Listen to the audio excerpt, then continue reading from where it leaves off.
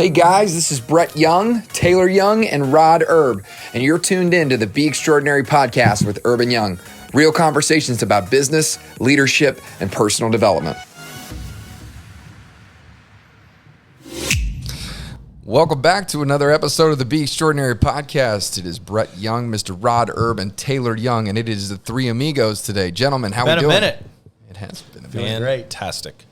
Man, this is great. Sometimes not sometimes, a lot of the times we've got some incredibly powerful and, impactful guests that are on this show. And we were talking about how much we love that just because we get to learn and we get to mix it up with different people that we've met along the way in our journeys. But man, it's just as special to get in this studio with you guys and have some conversations with just us. And I'm reminded of why we started this podcast. And a lot of people start these podcasts for different reasons, and I know for us it was just that, we're running a million miles an hour, and it's tough with three partners because you're all in different spaces, and just the opportunity to come together and talk about stuff that's important to you, and then be able to turn a camera on and a mic on and be able to share some things with the world has been something that I feel like we've lived to that mission. Yeah. It's basically taking what's internal and making it external.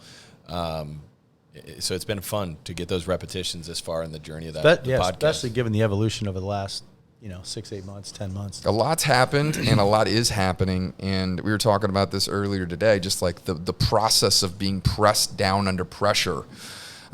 It expedites your growth if you allow it to, and I feel like the last 6 to 8 months, I know for me personally, I feel like a different person, and I hope 6 to 8 months from now I'm a different person than I am today, but I know being able to come here and have these dialogues with you guys has been one of those impactful things for me, that I may believe something or know something to be true or think something to be true, but to be able to articulate that and listen to somebody else's vantage point, I feel like I get more out of doing the podcast than maybe somebody listening or me listening to somebody else's podcast because you're immersed in it. So for all of you that are listening at home, we just appreciate the love. I hope you guys get value out of this, but ultimately just thanks for allowing us to do this, and thanks to you guys, man. Yeah. I wanted to talk a little bit, kick us off.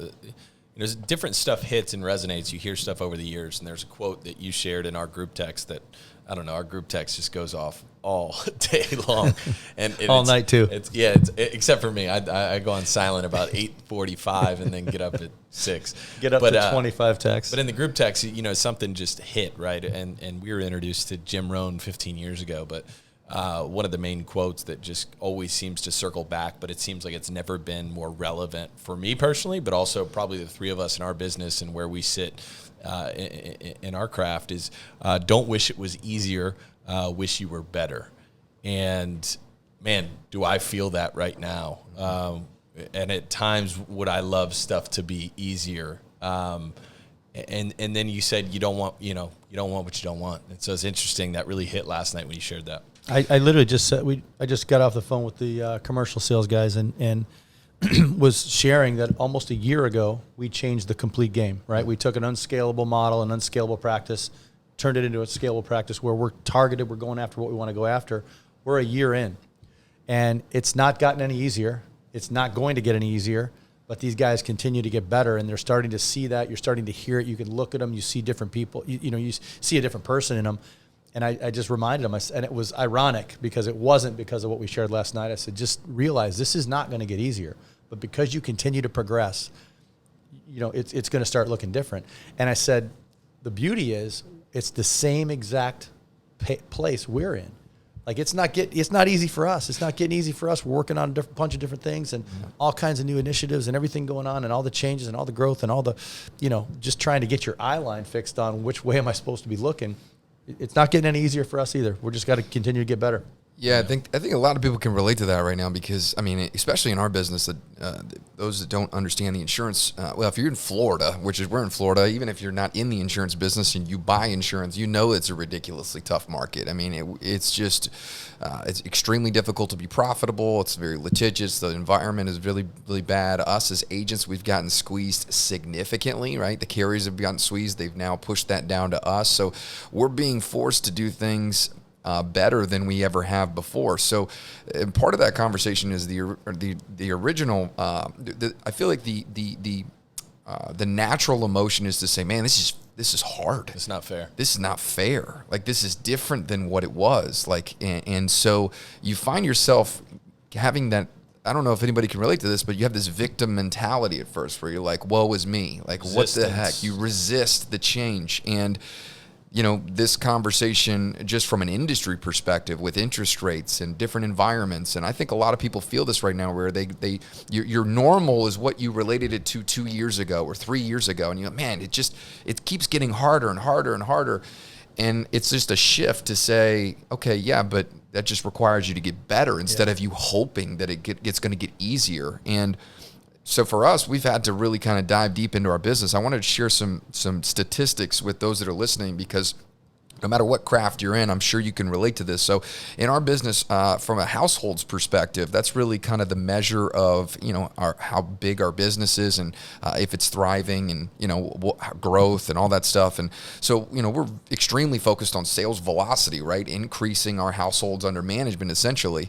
But this is a huge metric that jumped down the page to me a couple days ago. We'll more than likely increase our households under management by 50% this year, which is a very big number. The phones are ringing, the marketing's working, we're heavy on acquisition. However, if we increase by 50%, then proportionally we should see revenue increase by 50%. But the scaled out math that we did as three partners will be about 35%. So there's a 15% gap in the difference of where you are going to be from a size perspective and the revenue in which you would have had if it was 2 or 3 years ago. So what does that actually mean? That actually means the service cost of being able to manage these households appropriately hasn't gone down, right? Wages have gone up. The increased cost of everything has gone up. So we're talking about reduction of revenue, and we could probably look at the increased cost of expenses even bigger. So it's probably fair to say that we would at least be a 20% margin difference. Right? Some agencies run at a 20% profit margin just in general. So right there off the bat, if you're not getting better, essentially you're going out of business. And that's what's happening to a lot of peers. That's what's happening to a lot of people in our businesses. They're just saying, this is not worth it. I'm not willing to get better. I don't want to go through this, and it's not getting any easier. So I'm going to throw in the towel. It's almost like you should repeat that again, right? I'm reminded, we go to different industry events, and I know for me, I choose not to listen to the circles, right? You hear, because it seems like all people are doing is bitching about the market or bitching about how hard it is, which is true. And I'm not taking anything away from anybody. Sure. But they don't pair that with, man, how can we get better? Yes. It's almost like they're shut down to anything that they could have control over or anything that they should be focused on, maybe not controlling, but focused on.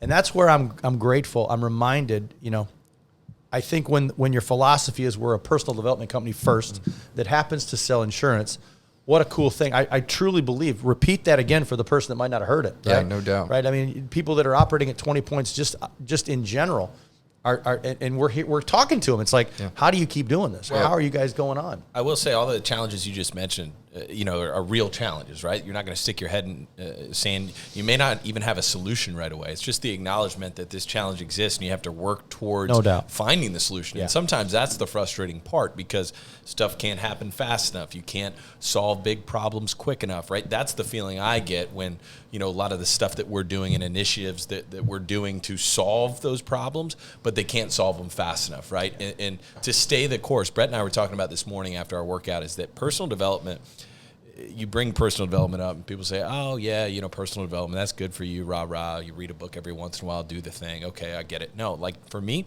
personal development is allows the ultimate reframe of a thing. I'm able to look at all the challenges that Brett just said.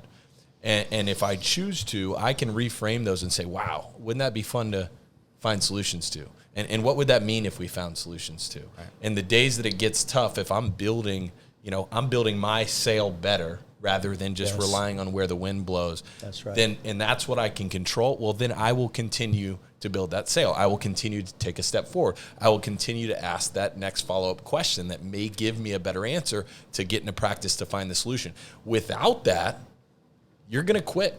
Yep. You're going to quit because it's going to get so hard and you're going to get squeezed and your mind's going to say, man, maybe this is how it is. Maybe this is forever. People are saying this is cyclical, but is it? You know, I've been feeling this for 3-4 years. And the challenges you've mentioned our business specifically, and a lot of businesses aren't different. it's been a tough few years. It's been a different few years. It's been an awesome few years, depending on how you look at it. Yeah.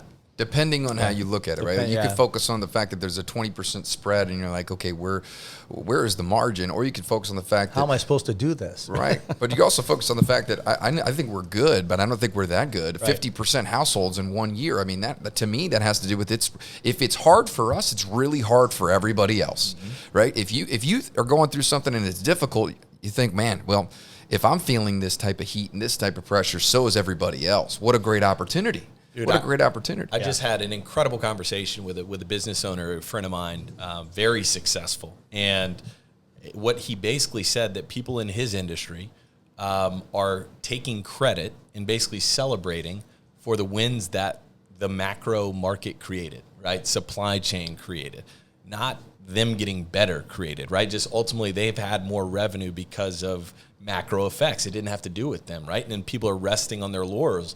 And he said, man, judge me on the years that it's tough, right? And I was like, wow. I get chills talking about the humility that drives judge me on the years that tough. Again, the ultimate reframe, he's looking at it as like, man, I'm getting busy. This time's over. We're in the next phase. And I'm going to make my mark in the tough season. And ride that cycle. Yeah. Dude, it reminds me of a Monday morning workout when I had too much to drink on Sunday night and 7 o'clock rains in. I can taste that. Who drinks on Sunday Well, my night? wife doesn't work on Mondays, so she calls Sundays her Saturdays. Oh, God. My beautiful bride. So it makes it difficult in my house. But I honestly, I get this kind of weird sicko like mentality when I wake up and I feel awful, because I think to myself, these are the days that count. Like if I'm feeling great and I wake up and work out, like, okay, great. But like, what are the days that you feel absolutely awful and you get up and you do it anyway? I feel great afterwards, right? So it's about the reframing of like, like, oh, that could be like, that's harder, or it'd be like, hey, no, I'm going to wish that I'm better. Like I'm going to play hard. I'm going to work. I'm going to do what's required. I feel like it's like the story of Kobe, okay, I'll go out with you if you want to go out and party, but you're going to come to the gym with me at 4 a.m., Well, doing more with less is what, kind of I would relate it to, is like, all right, how do we innovate during these times and say, okay, great. Well, everybody's under this pressure. Everybody's feeling this heat. Some people are going to quit. Some people are going to, if you have personal development, I feel like you bend. If you don't have personal development, I feel like you break. I think that's the difference. At a certain level, right? It's just. And the higher the level, the more pressure, right? And to me, the more development that you have to continue to do to be able to withstand those pressures and those higher level problems. Right. Because, sometimes, I don't know about, you talk about victim mentality. Sometimes I'm like, man, I'd like to go back to just selling a homeowner's policy. Yeah. I'd like to go back to something simple that I've done well in the past because it's familiar. In this unknown, this new space that I know that I'm ascending to a different level that's going to be helpful and I'm going to be able to add a skill. Yeah, that's all great in concept. But when the rubber meets the road and you're facing, you're staring down the barrel, a lot of human nature, you want to go back to what's comfortable. Yeah. I mean, that's the reality of it. Hey guys, Brett Young with the Be Extraordinary podcast. I want to take a moment and just say thank you so much for listening. Without you guys listening, this wouldn't be possible. Appreciate you guys so much. If you have not subscribed to the podcast, go ahead and hit that subscribe button. It's on Apple Podcasts, Spotify, Amazon, everywhere. You can also go to beextraordinarypodcast.com and all of the feed, or you can watch the video playbacks and subscribe to any whichever podcast feed that you enjoy most. Lastly, if you've not joined the Be Extraordinary community, please go to the bottom of the website. Go to beextraordinarypodcast.com. Go to the bottom. You will see the Extraordinary community right there through Telegram. You literally just click the button. It's free. There's a bunch of other amazing professionals and individuals that live by this philosophy, having incredible dynamic conversations about what they experience every day and becoming better. So again, thank you so much for listening. You guys rock. Be extraordinary. Well, we talked, how many times have we talked about pressures of privilege, right? You take this market, you take what's going on right now, and how many people would agree now? It's cute when it's not, it's cute when it doesn't, talk about a 20-point swing, right? Or it doesn't talk about, the toughness of getting up and working out when you don't want to work out. But when the pressure's on and you're in a different environment or you're in a different market, do you still raise your hand and go, fortunately we get to do this, right? It's like, how do you perceive problems? Yeah. And well, thank God we have problems, right? Thank God we get to solve problems. There you go. That's another philosophy, right? Like, thank God we have problems. If we don't have problems, there's no opportunity. Yeah. If we don't have problems, then there's no growth. If there's no problems, then there's no issues with your competitors blowing by you, right? Like, these are just reframes of story that allow you to be empowered instead of disempowered, right? Yep, and I look at like, okay, this is all good and well. Brett, Taylor, Rod, thanks for sharing, bringing us into your world. But okay, what do we do about it? What do you look at? We've looked a lot at cost to acquire, right? There's only so many levers you can pull in business, right? That's what I wrote down. I put innovation to figure out where your leverage is. Yeah, right. Like, there's only so many levers you can pull. You can either have more customers, right? You can increase your sales velocity, or you can increase your price per customer, right? So. And then there's cost to acquire. Or you could reduce costs. Yeah, you could reduce costs. Yep. But you'd also reduce your cost to acquire a customer, right? And how do you do that? Well, you have a better product. You do a better job. There's more word of mouth, your brand, whatever it may be. So I'd like you to speak of that if you have a note for it as far as how you think about solutions in the environment that you just referenced that basically says, hey, we're getting squeezed in a distribution channel. That's not abnormal for distribution channels, right? That's actually very natural, very normal. But what do you do about it? Where do you start? Where have we started? Well, number one, I'd love to. That's just good insight. This is from a distribution standpoint, right? Like as soon as a manufacturer gets squeezed, and they don't necessarily want to manufacture more widgets, and more volume isn't the answer to their need, what are they going to do? They're going to squeeze distribution, right? That's just that's what they do. We don't need more volume, therefore we're going to cut down the cost of our sales and service arm. But as soon as profit margins come back, it's like, okay, volume is the answer. We want more of this. So what we're going to do is give it incentives. We're going to start beefing up bonuses. We're going to start giving, we're going to go to bigger distributors and give them a better deal to move product. That just works in every single supply chain, right? So what goes up comes down. So just know that if you are part of a distribution system, just know that it is cyclical, right? And so, the game, just know the game you're in. And I think we're in that game right now, specifically with the insurance business. But I listed a couple things that I wanted to maybe just go through and get you guys' insight on. Taylor, I appreciate that, because I think we definitely have a lot of things that we need to improve on, and we're not there at all.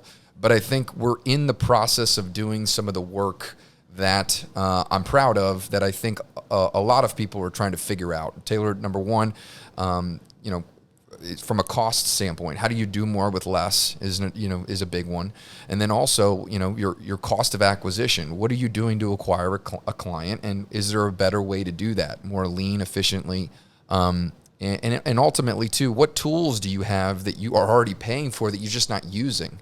I think about all the software that we have, and if you're listening to this, how much software do you have that you use on a daily basis that you use 20% or 15% of its capabilities? Like, it's simple things like an Outlook calendar. Like, are you really leveraging it to its maximum capacity? Probably not, right? So these are a couple things that I wrote down that I'd love you guys' insight on. But for us, servicing the client base is huge. That's what we do. And so self-service is something that we've invested in the last 12 months, like allowing clients to go on an application on their phone and be able to request service, do some things on their own. It's just where the industry's going. But it's an investment. It's taken upfront cash. It's taken time. It's taken effort. It's a distraction to some extent on some efforts, but it's been something that we've invested in, and it's been a big deal. But that was one because we saw this coming, right? Like, this is one of those things.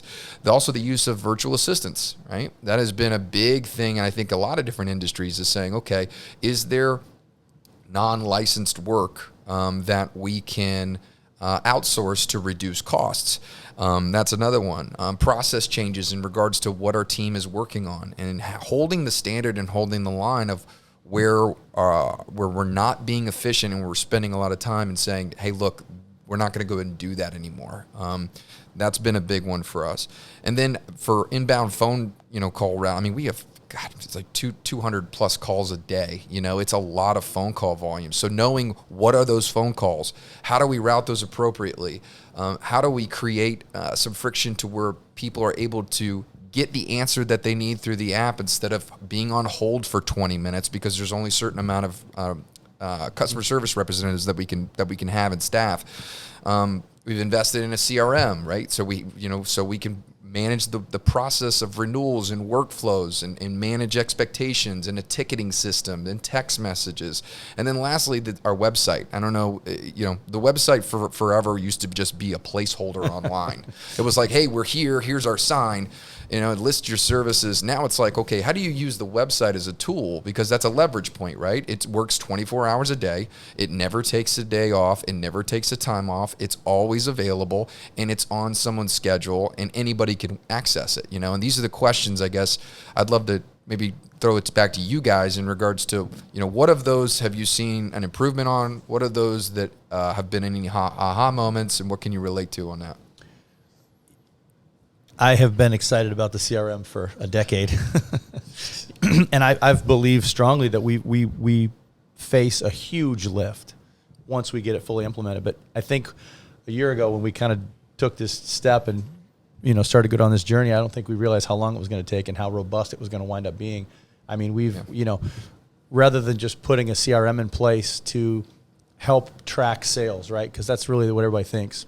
Well, and also give context, right? There's an in-the-box CRM that you can roll out and just implement. True. But we're building a customized platform to adhere to the processes that we currently already have, right? And arguably the ones we think we're going to have, 3, 4, 5, 10 years down the road, right? But it's like, so good point. So that's a developer on staff, on retainer, a significant cost, right? Yeah. And when expenses are up, all these situations, it's almost counterintuitive to say, hey, we're going to add on an additional cost because we know that in the grand scheme of things, we have to get this cost down. At a time when you're being squeezed, I mean, we're going deep on a CRM that's more than just an out of the box deal, right? Why we had that option, and why? Well, because we believe that. Why would we do it? Yeah. Well, because we know that we wanted to make it customizable top to bottom so that everybody could benefit from it, not just marketing and sales. I mean, that's my short answer. And you just mentioned a couple of things. You just mentioned they're investments. We haven't seen the fruits of the return. I think it's to your point, Rod. It's like there's resources being invested. They cost money, but outside the money they cost time and implementation. Yeah. And they can't happen quick enough. So I actually look at my process when you just mentioned those first couple of things and how I continue to take inventory of my own role or our relationship management team's role, the ones that are servicing the clients, is like, okay, hey, what are we doing right now that we shouldn't be doing anymore? Right? Like, let's walk me through your day. And what you'll find. That's a big one, man. Like that's a big one. Yeah, don't talk about, let's not talk about tech first, right? Let's talk about tech's a long game, right? Tech's, we're solving the macro problem. You mentioned a customer service app, a client experience app.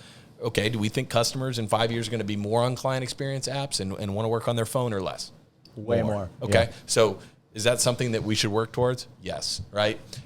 So all those tech investments to me are the macro shift of the consumer that you're getting ahead of. But it feels like you can't get there quick enough. And sometimes you have some breakthroughs where you implement something and you get some cool feedback and you can tell it's helping. But I would say most times you're more getting ahead of macro trends to stay relevant, reduce your cost in the long term, but in the short term, you're increasing your cost because you're paying for technology, you're hiring towards it, you're frustrating your staff because you have to change it. Yep. You're slowing everybody down. Yeah, you're taking them from a system that's worked fine and worked well, and you're asking them to do something different for a promise in the future. So take tech aside, but what are you doing? Usually you take inventory of an individual's day or a team's day. Usually you'll find that at least 25 and 30% of the stuff that they're doing are probably no longer relevant. Right. You can actually probably eliminate them, okay? Well, how? How do you do that? It's easy for you to say. Okay, perfect. Well, what's the goal? Like, I'll take in our business, real thing, right? Personal lines, service, insurance goes up every single year. We've been talking about customers that only have homeowners insurance versus customers that have home, auto, you name it, right? So it's like we talk about remarkets and reshops in our business. They take a tremendous amount of time. People call, they're upset, that you can't get to them quick enough. There's this high level of volume, and it's a problem that we looked at and we were like, hey, I don't think we can solve that problem. I don't think that's a problem worth solving. What would have to happen, right? And working backwards through the process and saying, hey, the way we used to treat these remarkets, we have to look at them different. You mean the time that it takes for your staff to take time to do that activity, right? Yes. And then, oh, by the way, if they do it and they satisfy the customer, it's actually creating a bigger problem. Yep. Because now we're creating a behavior and it's this unsustainable behavior at a certain client level. So maybe I won't get into the details, but basically. But it's also, what you just said is, what client are you serving? Sure. How many of us are serving way too big of a spectrum of client, right? Like we've taken all these different things, and you have your preferred clients and the clients that you're trying to truly give extraordinary service to. Yep. And then you have the other side of the coin where you have clients that your entire business is you're not serving. They're not created equal. Right? We're doing all these things to serve a specific type of client, and we're spending 50% of our time serving the clients that we're not even trying to go after. And what we found is it was 80% of our time, right? And that number it jumps off the page, but it was the reality of the situation. So reframing how you look at it allows us to say, okay, wow, what else would we like to do?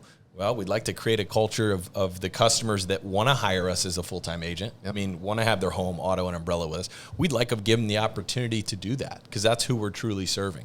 Okay, well, so could we do the remarkets and do that, right? So that's where that conversation starts. I'd even say the only way that we've been able to actually execute that on the tee and do it at a high level is to stop doing the other stuff immediately, right? And then you go, okay, I get into some other stuff without tech, appointment setting, like calendar links, right? Like that's one thing. Calendly, HubSpot, all these CRMs have calendar links that link with Outlook, and people have that tool available. But like, how disciplined are you to use your calendar link and give people the option that when you send them an email that you're giving them the option instead of, right, a customer interaction where you're saying, hey, I just left you a voicemail. Give me a call back when you can. Okay. Back and forth. They're going to give you a call back, and you're going to be on a call, and you're going to miss it. They're going to leave you a voicemail. You have to check that voicemail. You have to give them a call back, and you're going to play this whole game. It's going to be 3 or 4 interactions. Customer is going to be upset. Team member's going to be upset because they can't keep up with their workload. Well, what if you just included a calendar link and said, please don't call me back when you can. Schedule an appointment at your convenience so I can honor it and give you my undivided attention. Boom. Okay, Well, what if you do that 100 times a day? Yeah, think about how much leverage is available in that, right? It's like, so back to the CRM conversation, it's investing in technology that's going to help create capacity for the team, so that you don't hear that I can't do this because I'm too busy. Or I can't market because I don't have time because I'm doing too many of the lower level stuff. Right? I mean, we talk about that all the time with the sales guys. It's like, the marketing team, it's like, we committed 2 years ago to turn the marketing force or the agent force into a marketing force. Yep. I don't have time to market because I'm doing agent stuff. Right.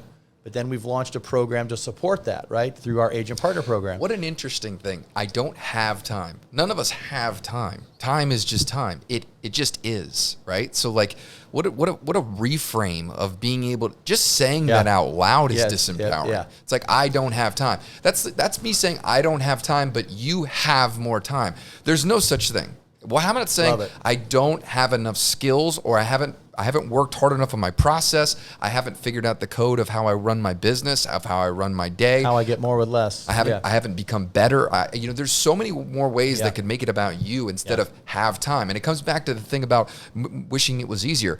You're trying to point to the external time being the problem. Right. You're trying to point to the market. Anything the but market's me. the problem. Anything but me. Anything that's external, that's the problem. Instead of saying, it's not that I want it to be easier. I just need to get better, right? And like, even something, I'm guilty of that. Man, I just don't have time. It's like, what is the profound impact of saying that over and over and over again every single day?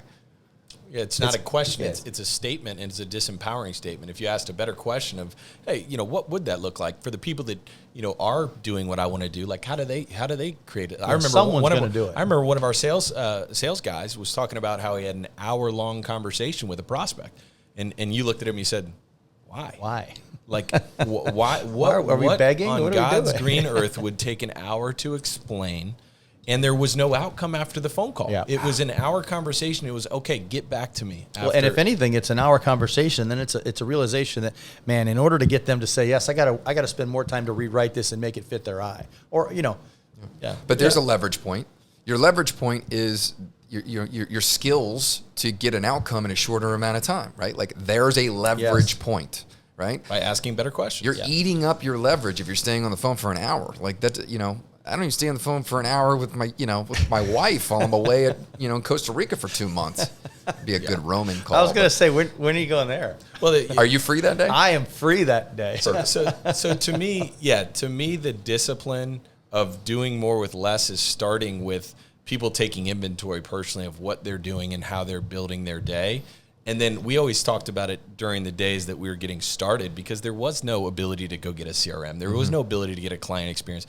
There was no ability to add a rater that's going to improve efficiencies. Really, those improve efficiencies at scale. Yeah. When you have 30, 40, 50 people on a system, and you need them to do it all within the same cadence and rhythm.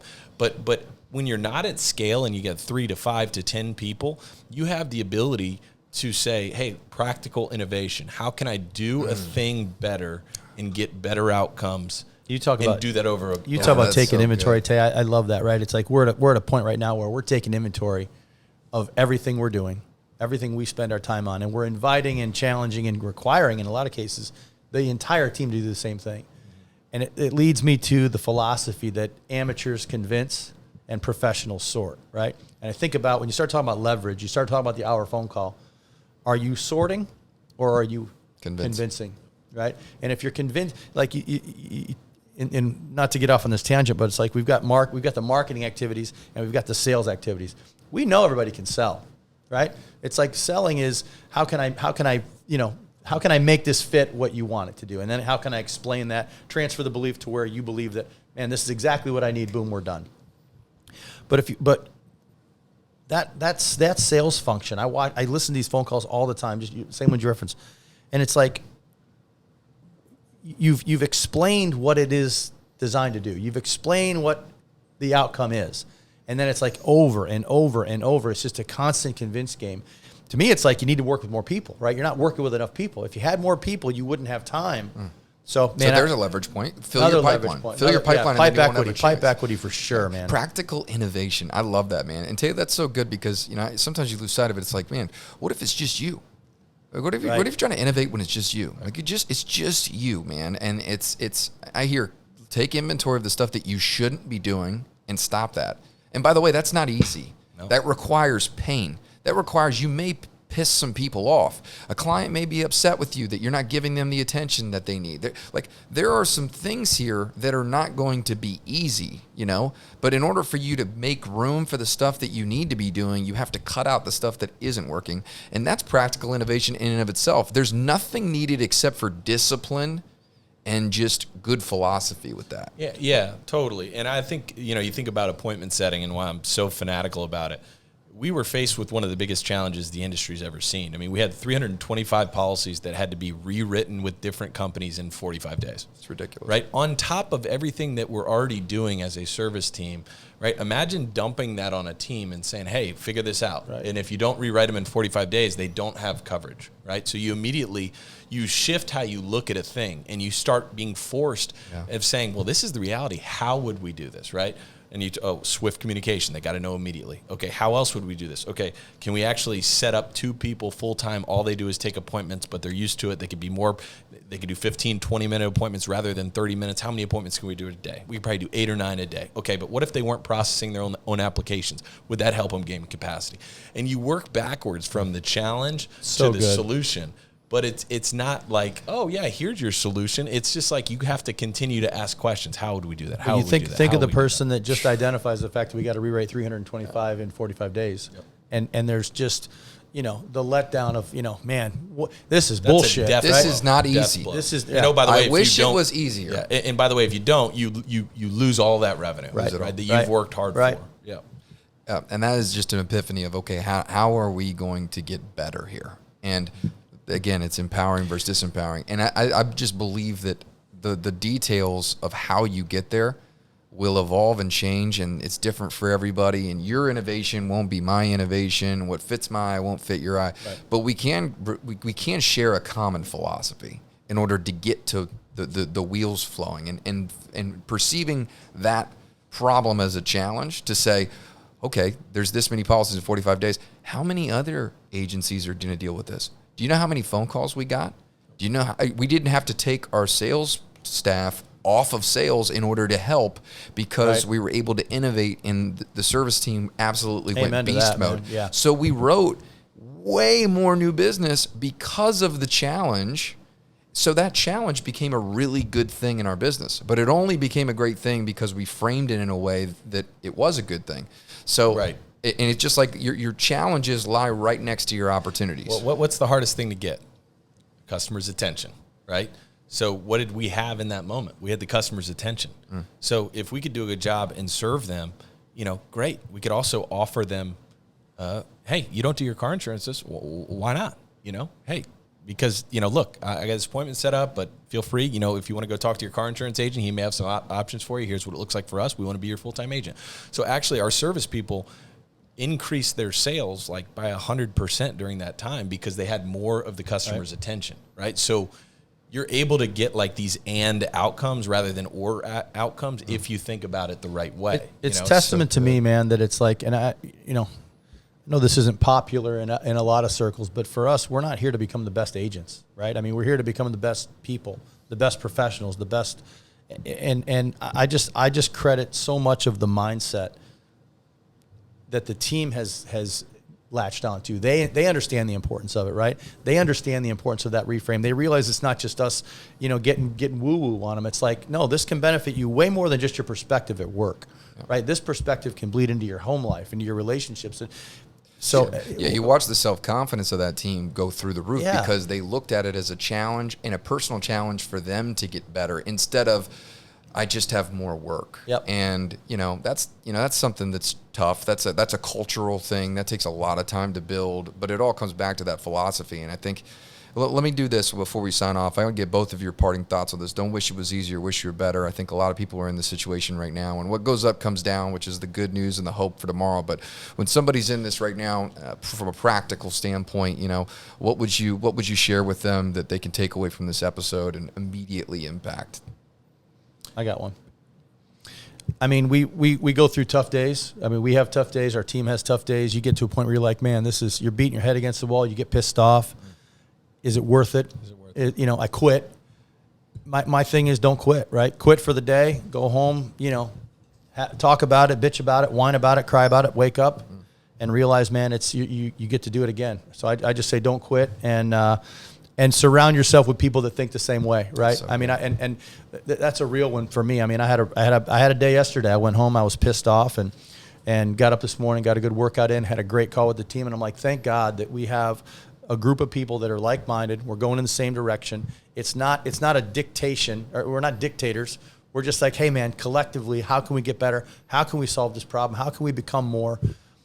Either you need the group or the group needs you. Amen, man. The mastermind group. If you don't know what that is, read about that in Napoleon Hill's book. Yeah, my sign off would be just, it's not going to get easier unless you get better. I mean, and by you getting better, you'll trade up problems that you'll continue to get to solve. Like that is, I was listening to a podcast this morning. It's the baseline of the human experience, right? Like to not want problems is to not want to be human, right? And to not work through them. And sometimes just taking a step back for me when a moment gets hard and detaching. And like you said, last night, I had a tough day and I just know I need to get to bed. I'll get to bed, I'll go to sleep, I'll wake up and I feel refreshed today. I'm excited we get to share and talk about, this stuff in a real way. So I would say it's worth it. It's worth it to get better. And I also be like water, friend. Like, right? Like your Bruce Lee mentality of like, look, the market's going to do what the market's going to do. Like if the distribution channel's getting squeezed, like, okay, great. Like, but what are you going to do about it? Like, are you going to change the distribution channel that's been around for hundreds of years in a Facebook post? Like, I don't think so, right? I think no kidding, man. I think it would be a shots fired. No, I don't think you will. I love it. It's interesting. You could probably say, okay, this is the way it is. Right, wrong, or indifferent. This is the way it's moving. What can I do today to change? What can I do today to embrace the suck and win in this challenging market? So, and that might very well be, just don't quit. Well, there you go. Don't wish it was easier. Wish you were better. I'll tell you what, being around you guys makes me want to be better. So likewise. I agree with you. Likewise. Thanks, guys, so much. Thanks, boys. Thanks, guys, for tuning in. We'll see you next time.